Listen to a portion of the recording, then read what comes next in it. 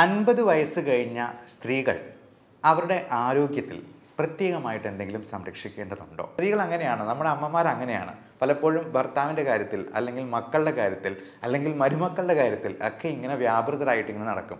അവരുടെ ആരോഗ്യത്തെക്കുറിച്ച് അവർ മറന്നു പോകുന്നു എന്നുള്ളതാണ് സത്യം. അമ്മമാരോട് എനിക്ക് പറയാനുള്ള ഒരു റിക്വസ്റ്റ് ഇതാണ്. 50 വയസ്സ് കഴിഞ്ഞ സ്ത്രീകൾ അവരുടെ ആരോഗ്യത്തിൽ പ്രത്യേകമായിട്ട് എന്തെങ്കിലും സംരക്ഷിക്കേണ്ടതുണ്ടോ, ശ്രദ്ധിക്കേണ്ടതുണ്ടോ? നമുക്കറിയാം, 50 വയസ്സ് എന്ന് പറയുമ്പോൾ പീരിയഡ്സ് നിൽക്കുന്ന ഒരു സമയമാണ്. ഈസ്ട്രജൻ്റെ ഒരു പ്രൊട്ടക്റ്റീവ് ഇഫക്റ്റ് നാച്ചുറലായിട്ട് സ്ത്രീകൾക്ക് പ്രകൃതി തന്നെ പ്രദാനം ചെയ്യുന്നുണ്ട്. അതുകൊണ്ട് തന്നെ നിങ്ങൾ ശ്രദ്ധിച്ചാൽ അറിയാം, ഹാർട്ട് അറ്റാക്ക്, സ്ട്രോക്ക് പോലുള്ള കാര്യങ്ങളൊക്കെ ഒരു 45-50 വയസ്സ് വരെയും സ്ത്രീകളിൽ കുറവായിരിക്കും പുരുഷന്മാരെ അപേക്ഷിച്ച്. എന്നാൽ 50 വയസ്സ് കഴിയുന്നതോടുകൂടി ഈസ്ട്രജൻ്റെ ഈ ഒരു പ്രൊട്ടക്റ്റീവ് ഇഫക്റ്റ് സ്ത്രീകൾക്ക് നഷ്ടമാവുകയാണ്. മെനോപോസ് ആരംഭിക്കുന്നതോടുകൂടി. മെനോപോസ് എന്ന് പറയുന്നാൽ പീരിയഡ്സ് നിൽക്കുന്ന ഒരു സമയം. ചിലപ്പോൾ അത് ഇറഗുലറായിട്ട് വന്ന് ഒരു മാസം കണ്ടില്ല എന്ന് വരും, 2 മാസമാകും, 3 മാസമാകും, അങ്ങനെ പതിയെ അതങ്ങ് നിന്നു പോവുകയാണ്. അങ്ങനെ വരുമ്പോൾ പലതരത്തിലുള്ള മെറ്റബോളിക് ഡിസീസസും, ഡയബറ്റീസ്, ഹൈപ്പർ ടെൻഷൻ, തൈറോയിഡിൻ്റെ പ്രശ്നങ്ങൾ, മറ്റ് തരത്തിലുള്ള അസുഖങ്ങൾ, അമിതവണ്ണം, ഓസ്റ്റിയോപോറോസിസ്, എല്ലുകളുടെ ബലം കുറഞ്ഞു പോകുന്ന അവസ്ഥ, ഇതെല്ലാം കൂടി വന്ന് അവർക്ക് മറ്റെന്തെങ്കിലും കോംപ്ലിക്കേഷൻസിലേക്ക് എത്തിപ്പെടാനുള്ള സാധ്യത വളരെ കൂടുതലാണ്. അതുകൊണ്ട് തന്നെ 50 വയസ്സ് പിന്നിടുന്നതോടുകൂടി നമ്മുടെ ഈ പറഞ്ഞ പാരാമീറ്റേഴ്സ് എല്ലാം വളരെ നോർമൽ ലെവലിലാണ് എന്നുള്ളത് സ്ത്രീകൾ കൃത്യമായിട്ടുള്ള ഇടവേളകളിൽ ചെക്ക് ചെയ്ത് ഉറപ്പുവരുത്തേണ്ടതുണ്ട്. പ്രത്യേകിച്ചും അവരുടെ ബ്ലഡ് ഷുഗർ ലെവൽ, BP-യുടെ ലെവൽ, കൊളസ്ട്രോളിൻ്റെ അളവ്, തൈറോയിഡിൻ്റെ TSH, ഫ്രീ T3, T4 ഇതെല്ലാം ഫാസ്റ്റിങ്ങിൽ ചെയ്യുന്നതാണ് ഏറ്റവും ഉത്തമം. അങ്ങനെ ഷുഗറിൽ എന്തെങ്കിലും വേരിയേഷൻ കാണുന്നുണ്ടെങ്കിൽ ഷുഗറിന് 3 മാസത്തെ കൺട്രോൾ ആയിട്ടുള്ള HbA1cയുടെ ലെവൽ നമ്മൾ നോക്കി പരിശോധിച്ച് ഉറപ്പുവരുത്തേണ്ടതുണ്ട്. പലപ്പോഴും ഷുഗറിന് നമ്മൾ മരുന്ന് തുടങ്ങുന്നത് അവർക്ക് HbA1c ഒരു 6-ൽ കൂടുതലാണെങ്കിൽ അത് ഒരു പ്രീ ഡയബറ്റിക് സ്റ്റേജ് ആയിട്ട് നമ്മൾ കണക്കാക്കണം. 5.7-ൽ താഴെയാണ് പ്രമേഹം ഇല്ലാത്ത ഒരാളുടെ നോർമൽ വാല്യൂ. 7-ന് മുകളിലാണെങ്കിൽ തീർച്ചയായിട്ടും അതിന് മരുന്ന് കൂട്ടേണ്ടതായിട്ടോ നമ്മുടെ ഡയറ്റിലും എക്സസൈസിലും കൂടുതൽ ശ്രദ്ധിക്കേണ്ടതായിട്ടും ഉണ്ട്. അപ്പോൾ ഡയറ്റ് നമുക്കെല്ലാവർക്കും അറിയാം, അമിതവണ്ണം ഉണ്ടാക്കുന്ന ഭക്ഷണങ്ങൾ പരമാവധി കുറയ്ക്കുന്നത് തന്നെയാണ് നല്ലത്. അത് ഏറ്റവും പ്രധാനം ഷുഗർ ഉള്ള ഭക്ഷണ സാധനങ്ങൾ, ബേക്കറി സാധനങ്ങൾ, മൈദ അടങ്ങിയിട്ടുള്ള സാധനങ്ങൾ, പിന്നെ അരിയാഹാരങ്ങളാണെങ്കിലും നമ്മൾ കഴിക്കുന്നതിൽ നിന്നും ഒന്ന് പകുതിയാക്കി കുറയ്ക്കാൻ പറ്റുവാണെങ്കിൽ ഏറെ നല്ലത്. പ്ലേറ്റ് മെത്തേഡ് ഫോളോ ചെയ്യുകയാണ് എന്നാണ് നമ്മൾ ഡോക്ടർമാർ സാധാരണ അഡ്വൈസ് ചെയ്യുക.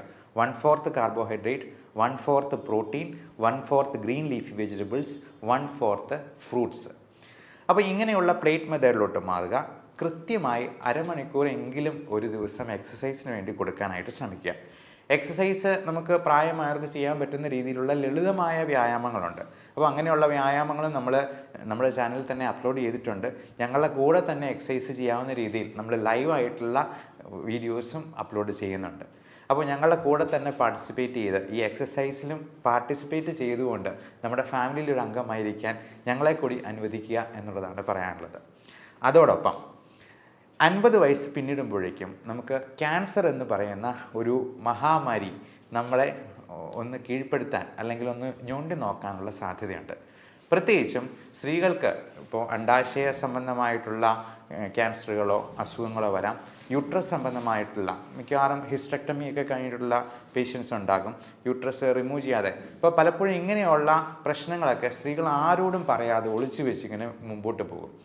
അത് അതിസങ്കീർണമായി കഴിയുമ്പോഴായിരിക്കും പുറത്താരെങ്കിലുമൊക്കെ അറിയുക തന്നെ. ഞാൻ ഇപ്പോഴും ഓർക്കുന്നുണ്ട്, എൻ്റെ മെഡിക്കൽ കോളേജിൽ പഠിച്ചുകൊണ്ടിരിക്കുന്ന സമയത്ത് ഗൈനക്കോളജി ഡിപ്പാർട്ട്മെൻറ്റിൽ യൂട്രസ് അങ്ങ് ഇറങ്ങി താഴെ വന്ന് ഡെക്കുബിറ്റസ് അൾസർ എന്ന് പറയും, അതായത് ഈ ഗർഭപാത്രം ഇറങ്ങിയിട്ട് അതിൽ വ്രണങ്ങളായിട്ട് വന്നിരുന്ന ഒരു അമ്മയുണ്ടായിരുന്നു. അവർക്കത് പുറത്ത് പറയാൻ പേടിയായിരുന്നു, അല്ലെങ്കിൽ മടിയായിരുന്നു.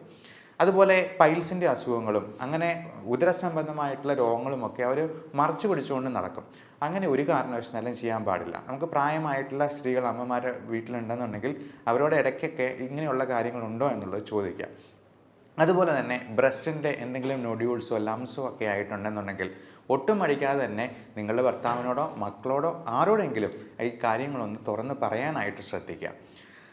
അതോടൊപ്പം നമുക്ക് ഈ മെനോപോസിനോട് അനുബന്ധിച്ചിട്ടുള്ള ഒരുപാട് മൂഡ് സ്വിങ്സ്, ഇമോഷണൽ ഡിസ്റ്റർബൻസസ് വളരെ വളരെ കോമൺ ആണ്. കഴിഞ്ഞ വെള്ളിയാഴ്ച എൻ്റെ അടുത്ത് വന്ന ഒരു അമ്മയ്ക്ക് ഭർത്താവിനെ പറ്റി ഒരുപാട് പരാതികളാണ്. പുള്ളി പുകവലിക്കും, മദ്യപിക്കും, വേറെ എന്താണ്ടോ ഹാൻഡ്സ് പോലത്തെ സാധനങ്ങൾ ഉപയോഗിക്കും. രണ്ടുപേരും ഗവൺമെൻറ് സർവൻസ് ആയിരുന്നു. ഭർത്താവ് റിട്ടയർ ചെയ്യാൻ പോകുന്നു, അമ്മ ഇപ്പോഴും വർക്ക് ചെയ്യുന്നുണ്ട്. ഇത് ഈ ഭർത്താവിൻ്റെ കാര്യങ്ങൾ ഇങ്ങനെ പറഞ്ഞ് സ്ത്രീകൾ അങ്ങനെയാണ്, നമ്മുടെ അമ്മമാർ അങ്ങനെയാണ്. പലപ്പോഴും ഭർത്താവിൻ്റെ കാര്യത്തിൽ, അല്ലെങ്കിൽ മക്കളുടെ കാര്യത്തിൽ, അല്ലെങ്കിൽ മരുമക്കളുടെ കാര്യത്തിൽ ഒക്കെ ഇങ്ങനെ വ്യാപൃതരായിട്ട് ഇങ്ങനെ നടക്കും. അവരുടെ ആരോഗ്യത്തെക്കുറിച്ച് അവർ മറന്നു പോകുന്നു എന്നുള്ളതാണ് സത്യം. അപ്പോൾ അമ്മമാരോട് എനിക്ക് പറയാനുള്ള ഒരു റിക്വസ്റ്റ് ഇതാണ്: ഇനി 50 വയസ്സ് പിന്നിട്ടെന്നാൽ നമ്മൾ ബാക്കിയുള്ളവരുടെ കാര്യത്തിൽ ഇടപെടുന്നതും അവരെ ശകാരിക്കുന്നതും അവരെ നേർവഴിക്ക് നയിക്കുന്നതിനും പകരം നമ്മുടെ കാര്യങ്ങൾ കൂടുതലായിട്ട് ശ്രദ്ധിക്കാനായിട്ട് നോക്കുക. നമ്മുടെ സന്തോഷം, നമ്മുടെ ആരോഗ്യം അത് നമ്മുടെ കൈകളിൽ മാത്രമാണ് എന്നുള്ള കാര്യം ഇടയ്ക്കിടയ്ക്ക് ഓർമ്മിപ്പിക്കുന്നത് നന്നായിരിക്കും. ഇപ്പോൾ എൻ്റെ അമ്മയാണെന്നുണ്ടെങ്കിലും ഡയബറ്റിക് രോഗിയാണ്. പല കാര്യങ്ങളിലും നമ്മളെ ഇങ്ങനെ അകാരണമായിട്ട് അവരുടെ സ്നേഹം കൂടുതൽ കൊണ്ട് നമ്മളെ ഇങ്ങനെ ഇൻവോൾവ് ആക്കുമ്പോഴത്തേക്കും ഞാൻ തന്നെ ഇടയ്ക്ക് പറയും, ഗ്ലൂക്കോമീറ്റർ വെച്ചിട്ട് ഒന്ന് ഷുഗർ നോക്കി കാണിച്ചുകൊണ്ട് വന്നേ, BP ഇപ്പം തന്നെ ഒന്ന് നോക്കട്ടെ എന്ന് പറയുമ്പോഴത്തേക്കും അന്നേരമാണ് അവരുടെ ആരോഗ്യത്തെപ്പറ്റി അവർ തന്നെ വിചാരിക്കുന്നത് അല്ലെങ്കിൽ ചിന്തിക്കുന്നത് എന്നുള്ളതാണ് സത്യം. അപ്പോൾ ഇത്തരത്തിലുള്ള കാര്യങ്ങളിൽ നമ്മൾ തന്നെ പ്രത്യേക ശ്രദ്ധ പുലർത്തുക. മാത്രമല്ല, നമുക്ക് സന്തോഷമുണ്ടാക്കുന്നത് എന്താണ് എന്നുള്ളത് സ്വയം മനസ്സിനോട് ചോദിച്ചറിഞ്ഞ് ആ കാര്യങ്ങളിൽ വ്യാപൃതരാവാനായിട്ട് പ്രത്യേകം ശ്രദ്ധിക്കുക. ഈ സ്ട്രെസ് മാനേജ്മെൻറ്റ് വളരെ വളരെ വളരെ ഇമ്പോർട്ടൻ്റ് ആയിട്ടുള്ളൊരു കാര്യമാണ്. കാരണം നമ്മുടെ മറ്റു പല അസുഖങ്ങളും ഈ പറയുന്ന സൈക്കോളജിക്കലായിട്ടുള്ള പ്രോബ്ലംസിൽ നിന്ന് വരാം. നമ്മുടെ ഈ സ്ട്രെസ് ഹോർമോൺസ് റിലീസ് ആകുമ്പോൾ തന്നെ നമ്മുടെ ഹൃദയത്തിൻ്റെ ആരോഗ്യത്തെയും ശ്വാസകോശത്തിൻ്റെ ആരോഗ്യത്തെയും, ശ്വാസകോശം നന്നായിട്ട് ഫങ്ഷൻ ചെയ്താലേ നമ്മുടെ ബ്ലഡിൽ ആവശ്യത്തിന് ഓക്സിജൻ ഉണ്ടാകത്തുള്ളൂ. എന്നാലേ അത് ഹൃദയം പമ്പ് ചെയ്ത് എല്ലാ കോശങ്ങളിലേക്കും എത്തിക്കത്തുള്ളൂ. അതുപോലെ തലച്ചോറിൻ്റെ ആരോഗ്യത്തെയും എല്ലാം ബാധിക്കും. ഞാൻ കഴിഞ്ഞ ദിവസം വന്ന ആ അമ്മയുടെ കാര്യത്തിൽ അമ്മയ്ക്ക് ഉറക്കമില്ലാണ്ട് പോയിരിക്കുകയാണ്. എന്നാൽ ഇതിന് ഒരു ട്രീറ്റ്മെൻറ്റ് എടുക്കാനായിട്ട് അമ്മയ്ക്ക് തന്നെ മടിയാണ്. എന്നിട്ട് അമ്മയുടെ ആങ്ങളയുടെ പേരിലാണ് എനിക്ക് ഫയൽ എടുത്തുകൊണ്ട് വന്നതാണ് എന്നുള്ളതാണ് ഏറ്റവും രസകരമായിട്ടുള്ള കാര്യം. അപ്പോൾ ഈ ആങ്ങളെ നിർബന്ധിച്ച് പറഞ്ഞാണ് എൻ്റെ അടുത്തേക്ക് കൂട്ടിക്കൊണ്ട് വന്നത്. അപ്പോൾ അമ്മയോട് ഞാൻ ഒരു അരമണിക്കൂറോളം, ഒത്തിരി ദൂരത്തുനിന്ന് വന്നതാണ്, നമുക്ക് ഒരുപാട് ദൂരത്തുനിന്ന് 3-4 മണിക്കൂറൊക്കെ ട്രാവൽ ചെയ്ത് വരുന്ന പേഷ്യൻസ് ഉണ്ട്. അപ്പം നമ്മൾ അരമണിക്കൂറെങ്കിലും അവരോട് സംസാരിക്കാനായിട്ട് സമയം കണ്ടെത്താറുണ്ട്, എത്ര തിരക്കുണ്ടെങ്കിലും. അപ്പോൾ അങ്ങനെ ഈ അമ്മയോട് സംസാരിച്ചപ്പോഴാണ് ഈ പറഞ്ഞ കാര്യങ്ങളെല്ലാം. എന്നിട്ട് ഇത് പറഞ്ഞു വരുമ്പോഴത്തേക്കും അപ്പം ഞാൻ ചോദിച്ചു, എന്തായാലും ഈ ഭർത്താവിന് ഒരുപാട് പ്രശ്നങ്ങളുണ്ട്. ഒന്ന് അറ്റാക്ക് കഴിഞ്ഞിട്ടുള്ളതാണ്, അദ്ദേഹത്തിൻ്റെ പമ്പിങ് വളരെ കുറവാണ്, കിഡ്നിയുടെ ക്രിയാറ്റിനിൻ്റെ അളവ് കൂടി വരുന്നുണ്ട്. അപ്പോൾ ഞാൻ അമ്മയോട് പറഞ്ഞു, എന്തായിരുന്നാലും ഭർത്താവിന് ഒരു ദിവസം മരണം സംഭവിക്കും, അമ്മയ്ക്കും മരണം സംഭവിക്കും. ഈ പറഞ്ഞ പരാതികളെല്ലാം ഉന്നയിച്ചിട്ട് അവസാനം അമ്മയ്ക്കായിരിക്കും ആദ്യം അസുഖം വന്ന് മരണം സംഭവിക്കും. നമുക്ക് പറയാൻ പറ്റില്ല. നമ്മുടെ കാര്യത്തിൽ നമ്മൾ ശ്രദ്ധ പുലർത്തിയില്ലെങ്കിൽ നമ്മുടെ ആരോഗ്യം നഷ്ടമാവുന്നത് നമ്മൾ പോലും അറിയില്ല എന്നുള്ളതാണ്. അപ്പോൾ അമ്മയോട് പറഞ്ഞത് ഇപ്പോഴത്തേക്കും പറഞ്ഞു, എൻ്റെ ജീവിതം പോയി വന്നെങ്കിൽ പോയിക്കോട്ടെ, കുഴപ്പമില്ല എന്നുള്ളതാണ്. പക്ഷേ നമ്മുടെ ജീവിതം പോയി കഴിഞ്ഞിട്ടുണ്ടെങ്കിൽ നഷ്ടം നമുക്ക് തന്നെയാണ്. മാത്രമല്ല, നമ്മൾ വീണ് പോയി കിടന്നു കഴിഞ്ഞിട്ടുണ്ടെങ്കിൽ നമ്മുടെ മക്കൾക്കാണ് കൂടുതൽ ബുദ്ധിമുട്ടുണ്ടാവുക എന്നുള്ള കാര്യം ഇടയ്ക്കിടയ്ക്ക് സ്വയം ഓർമ്മിപ്പിക്കാനായിട്ട് പ്രായമായിട്ടുള്ള അമ്മമാർ പ്രത്യേകം ശ്രദ്ധിക്കുക എന്നുള്ളതാണ് പറയാനുള്ളത്. പിന്നെ ഇത്തരത്തിലുള്ള അസുഖങ്ങൾ വരുമ്പോൾ നമ്മൾ ഒരു കാരണവശാലും യാതൊരു സ്റ്റിഗ്മയും വെച്ച് പുലർത്താതെ അതിന് വേണ്ട ട്രീറ്റ്മെൻറ്റ് എടുക്കാനായിട്ട് ഡോക്ടറിനെ സമീപിക്കുക, അല്ലെങ്കിൽ അതിന് വേണ്ട എക്സ്പെർട്ടിനെ സമീപിക്കുക. ഈ അമ്മയോട് സംസാരിക്കുമ്പോൾ തന്നെ അമ്മയുടെ കണ്ണ് നിറഞ്ഞൊഴുകുക, കരയുക. ഒരു കാര്യം പറഞ്ഞു വരുമ്പോഴത്തേക്കും തന്നെ അങ്ങ് കരഞ്ഞു പോവുകയാണ്.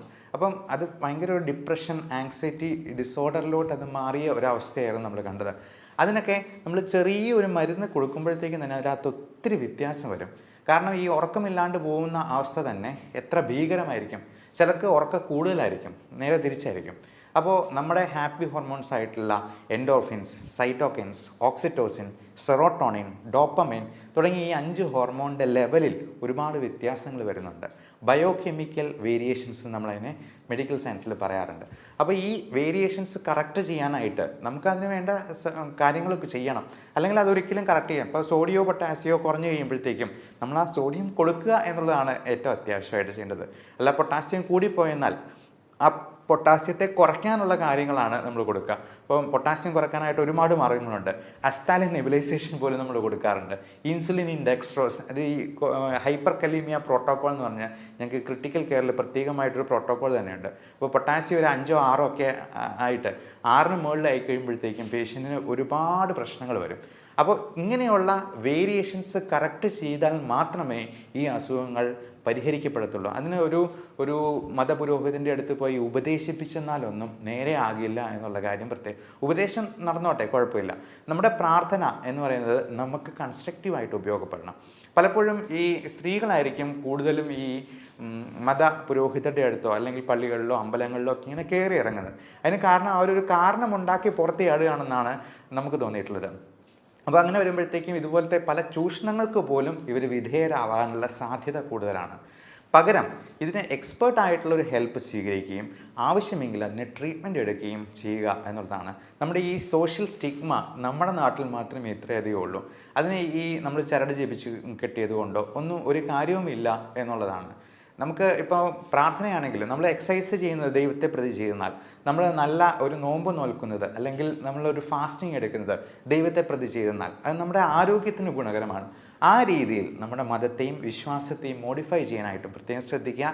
എല്ലാവരും ഈ കാര്യത്തിൽ പ്രത്യേകമായിട്ട് നമ്മുടെ അമ്മമാരെ ഓർമ്മിപ്പിക്കുകയും ഈ തരത്തിലുള്ള വീഡിയോ അല്ലെങ്കിൽ ഇൻഫോർമേഷൻ അവർക്ക് പാസ് ഓൺ ചെയ്യുകയും ചെയ്യാനെങ്കിലും ശ്രദ്ധിക്കുക. എല്ലാവർക്കും നല്ല ആരോഗ്യം ആശംസിക്കുന്നു. Thank you.